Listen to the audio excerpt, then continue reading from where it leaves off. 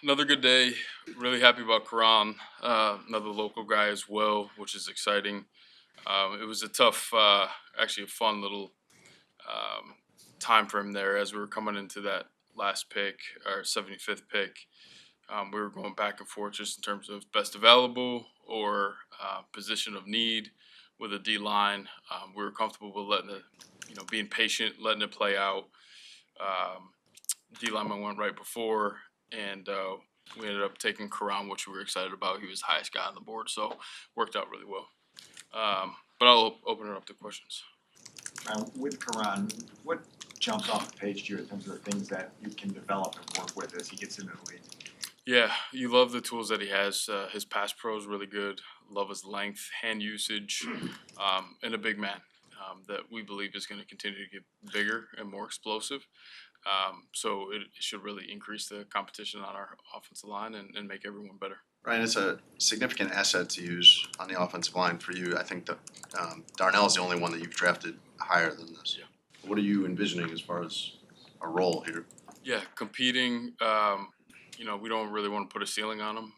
I see the progression is potentially getting himself into swing tackle setup. He can play guard. He played guard early in his career too. So swing tackle inside outside, which is always helpful. We've struggled with flexibility in the past, so he has that ability, and then we'll see where he ascends to. If that means competing to start this year, next year, that's great.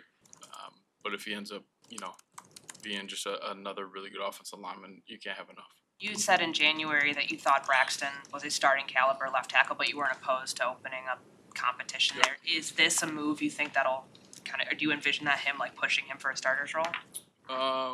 Potentially, probably not year one, but again, I don't want to put a ceiling on Karan either. I think we'll open that up and kind of see how it goes. Do you mind a Caleb question? Sure.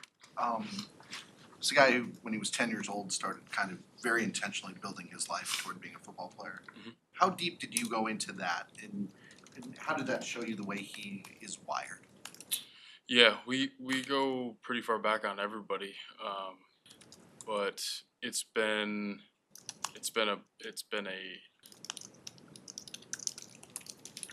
a goal. He had high goals, and it started really early, and just in terms of his family, and obviously it starts with him, but putting him in a position where he can be successful.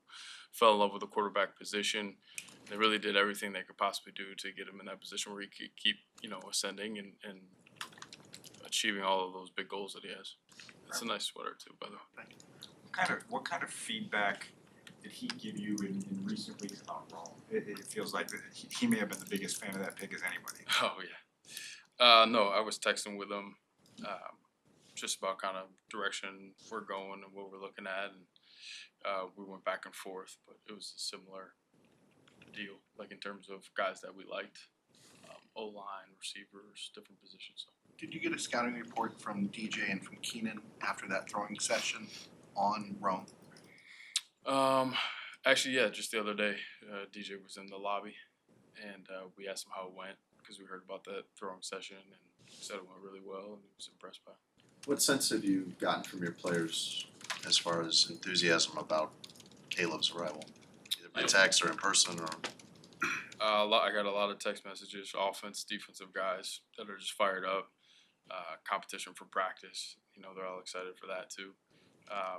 Yeah, just from all the messages that I got and some of the guys that I've seen in the hallways, they're really pumped. He shared a picture of you in the barbershop. I saw that. Yeah, what do you think of that? It's fine. Yeah. Just one pick tomorrow. I mean, how do you kind of forecast tomorrow going for you? And do you have the urgency to make another move to get back in, or are you fine with just the one spot? Yeah, we'll see, how the board plays out. We got some gold level players that are still there, so as it kind of drops down, we'll see if, maybe we can get two of them. But again, we'll just play the numbers game, and we don't want to do anything crazy we have a nice setup for next year too. So I don't want to give away picks, but if it's for a gold player, then you potentially could do that. Ryan, when you get to this point, you were really past this point after the Odunze pick, but you've used your really premium assets in the draft. but you still have significant needs to address, maybe at defensive end, defensive tackle, offensive line you took care of tonight. How do you view the positions that you have not addressed, the premium positions that you have not addressed in this draft? How do you view the plan for that going forward? Yeah, it'll be a combination of things. We'll, see how the rest of tomorrow plays out at 122, and if we jump back in, that's a potential hidden need. And then there's some other things we can go to, some of the free agents that are still out there to help us out as well, especially the defensive line position. You talk about the excitement level among your players. If you have to go to free agency to get somebody, how much does that excitement level help? I know they're gonna come here because they want playing time, but to come to a place that's perceived to be on the up, that can only help you, right? It definitely helps. That's one thing. Again, I hate keep bringing it up, but my time in Kansas City, like as things really started to ramp up, you found that more guys like really wanted to be there, which is always a good indication that you're doing things the right way. Can I ask a follow-up to that? Did that limit you in the last 2 off seasons, do you think?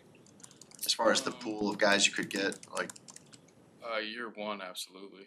I mean, you had to probably pay a little extra to get it done. It was difficult, but as you and then there's opportunity, obviously, which counters that, where there's open space for someone to come in and get play time and maybe give themselves an opportunity to hit free agency again. So, yeah, it was difficult.